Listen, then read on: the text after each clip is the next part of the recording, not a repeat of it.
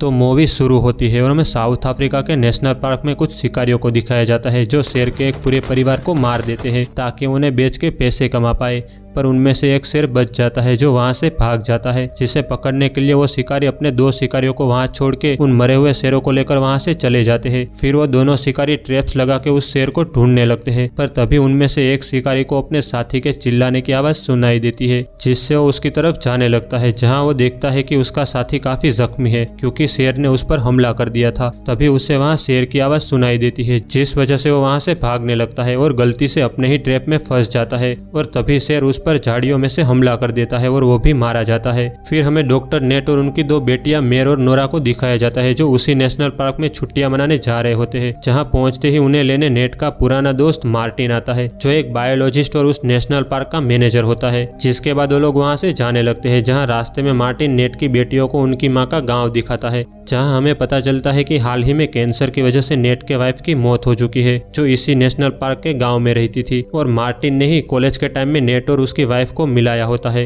जिसके बाद वो लोग मार्टिन के घर पहुंच जाते हैं, जहां मार्टिन उन सभी को अपने कमरे दिखाता है, जहां हम नेट के वाइफ की तस्वीर भी देखते हैं। जिसके बाद रात को वो लोग डिनर के बाद काफी हंसी मजाक कर रहे होते हैं, जिस दौरान हम देखते हैं कि नेट की बड़ी बेटी मेर उससे ठीक से बात नहीं कर रही है, जहां हमें पता चलता है कि जब उसकी मदर बीमार थी तब उसके फादर उसके साथ नहीं थे और उन्हें छोड़ के चले गए थे, जिससे वो अपने फादर से काफी नाराज होती है, जिस वजह से उन दोनों के बीच बहस भी होती है, जिससे रात को नेट काफी ड्रिंक कर लेता है। और अब अगले दिन मार्टिन उन सभी को वीआईपी सफारी टूर देने के लिए उस नेशनल पार्क के अंदर ले जाता है, जहां वो उन सभी को अलग अलग तरीके के जानवर दिखाता है और उस नेशनल पार्क के एक पुराने स्कूल को दिखाता है जो बंद पड़ा होता है। साथ ही वो उन्हें अपने दोस्त बांजी से भी मिलाता है जो जानवरों के बारे में काफी कुछ जानता था। जिसके बाद वो उन्हें शेर का एक झुंड दिखाता है जो देखकर नेट और उसकी बेटियां काफी खुश हो जाते हैं, जहां मार्टिन उन्हें बताता है कि इस झुंड में शेरनियां झुंड के लिए शिकार करती है और शेर झुंड और उनके इलाके की रक्षा करते हैं। जिसके बाद वो उन शेरों के पास जाके उनके साथ खेलने लगता है।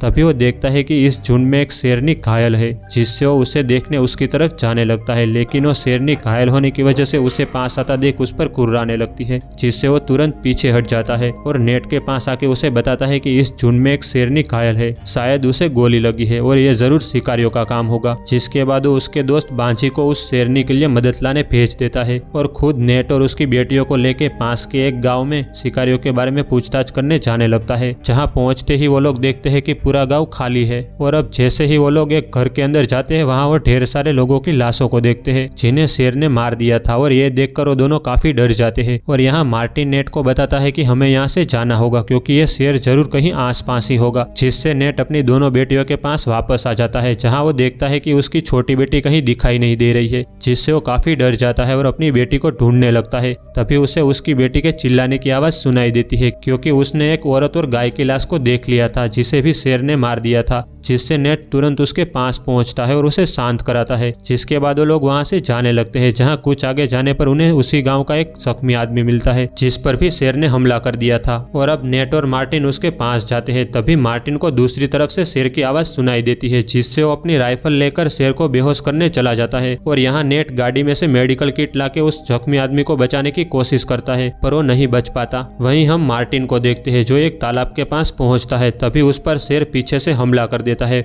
और हमें सिर्फ गोली चलने की आवाज सुनाई देती है। अब गोली चलने की आवाज सुनकर नेट उसकी तरफ जाने लगता है। तभी शेर उसके सामने आ जाता है और उसके पीछे भागने लगता है, पर नेट किसी तरह अपनी जान बचा के गाड़ी के अंदर आ जाता है। और अब शेर गाड़ी के ऊपर चढ़ जाता है और अंदर आने की कोशिश करता है। तभी वो एक खिड़की खुली देखकर वहां से नेट का पैर पकड़ लेता है और उसे बाहर खींचने लगता है, जिससे नेट की बड़ी बेटी मेर गाड़ी को स्टार्ट करके उसे चलाने लगती है, जिससे शेर नेट को छोड़ के नीचे गिर जाता है और गाड़ी कुछ आगे जाकर खाई के किनारे टकरा के फंस जाती है। और अब नेट अपनी दोनों बेटियों को संभालता है। तभी उसे वॉकी टॉकी से किसी की आवाज सुनाई देती है और ये मार्टिन होता है जिसके पैर को शेर ने बुरी तरह जख्मी कर दिया होता है। और वो नेट को बताता है कि मेरा बहुत खून बह चुका है और मैं कभी भी बेहोश हो सकता हूँ, जिसलिए तुम लोग गाड़ी में ही रहना। जिस पर नेट उसे उसका चाकू गर्म करने को बोलता है और अब मार्टिन अपना चाकू गर्म करता है। फिर नेट उसे वो चाकू अपने जख्म पर रखने को बोलता है और अब मार्टिन वही करता है, जिससे वो दर्द की वजह से काफी जोर से चिल्लाता है। और यहाँ नेट को भी उसके चिल्लाने की आवाज सुनाई देती है, जिससे जिससे वो समझ जाता है कि मार्टिन यहाँ आसपास ही है, जिससे वो उसे ढूंढने के लिए अपनी राइफल लेके गाड़ी के ऊपर चढ़ जाता है और उसे ढूंढने लगता है। तभी मार्टिन उसे बताता है कि मैं यहाँ हंटर्स ब्लाइंड के पास हूँ और अब नेट और उसकी दोनों बेटियां हंटर्स ब्लाइंड ढूंढने लगते हैं। तभी मेयर को हंटर्स ब्लाइंड दिख जाता है, जिससे वो गाड़ी से उतरकर मार्टिन की तरफ जाने लगती है। हालांकि नेट उसे काफी मना करता है पर उसकी बात नहीं मानती। तभी वहाँ पर शेर आ जाता है जो नेट पर हमला कर देता है, जिससे नेट का निशाना चूक जाता है और वो गाड़ी से गिर जाता है और शेर अब उसे छोड़ के मेयर की तरफ जाने लगता है, जिसे नेट पत्थर मार के अपनी तरफ करता है और अब शेर उस पर हमला कर देता है। पर नेट गाड़ी के नीचे चला जाता है और अब शेर गाड़ी के दोनों तरफ से उसे पकड़ने की कोशिश करता है पर वो उस तक नहीं पहुंच पाता, जिससे वो वहां से जाने लगता है। वहीं हम मेयर को देखते हैं जिसे मार्टिन मिल जाता है और इधर नेट शेर के जाते ही जैसे ही बाहर अपनी राइफल लेने जाता है, शेर फिर से उस पर हमला कर देता है, जिसे नेट अपनी राइफल से रोकने की कोशिश करता है। और तब नेट की छोटी बेटी नोरा गाड़ी के अंदर से ही शेर के ऊपर एक बेहोशी वाला डार्ट घुसा देती है, जिससे वो वहां से भाग जाता है। और अब मेयर भी मार्टिन को लेकर वापस आ जाती है, जहाँ नेट उसका इलाज करता है और उसके पैर में लगी चोट पे स्टिचेस लगाता है, जहाँ स्टिचेस के कारण दर्द की वजह से वो बेहोश हो जाता है। और अब धीरे धीरे रात हो जाती है, जहाँ रात में मार्टिन को होश आ जाता है। फिर नेट उसे पानी पिलाता है, जहाँ मार्टिन उसे बताता है कि इस शेर ने बिना खाए कई लोगों को मार दिया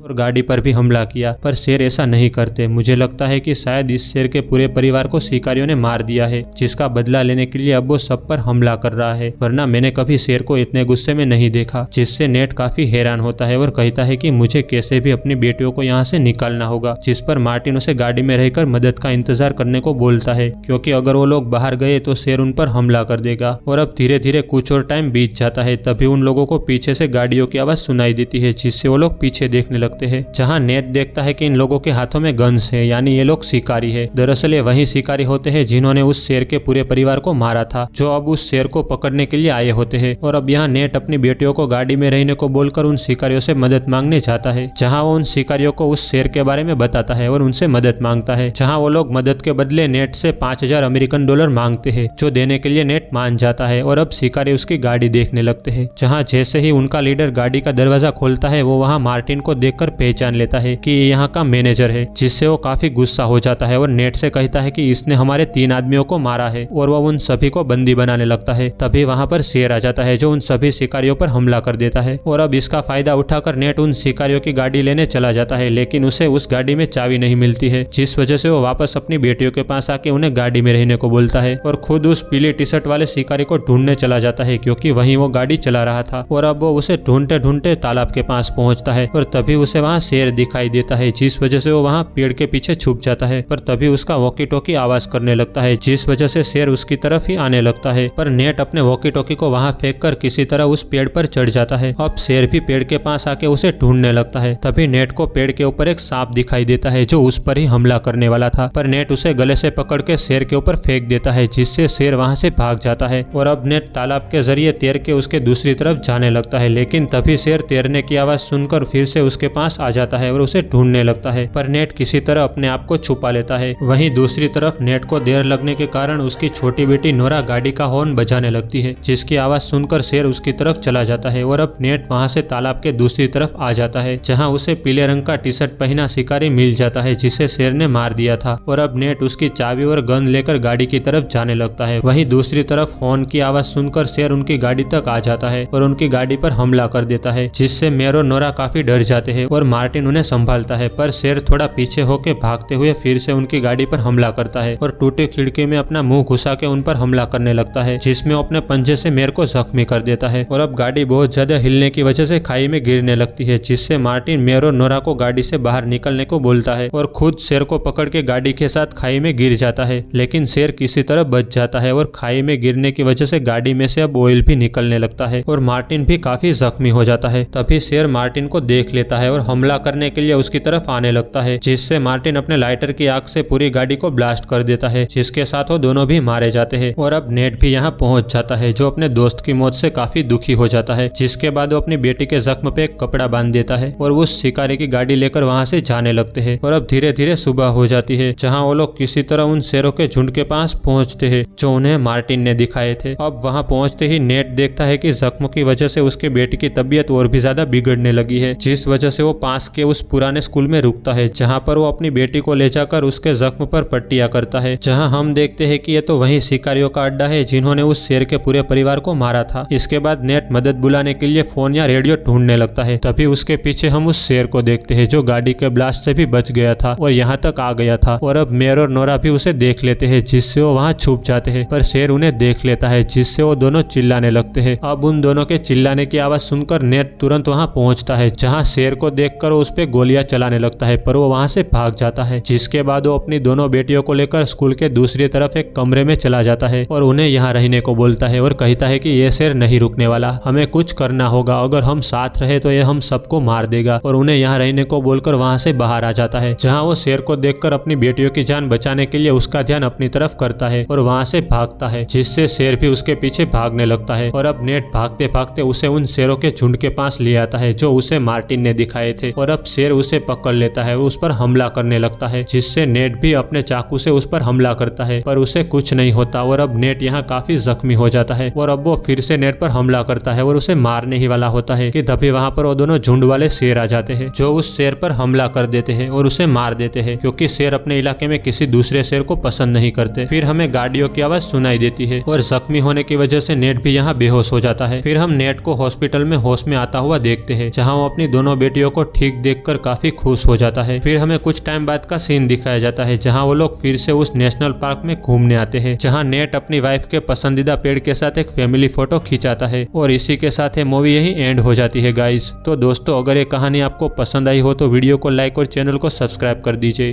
तब तक के लिए स्टे ट्यून।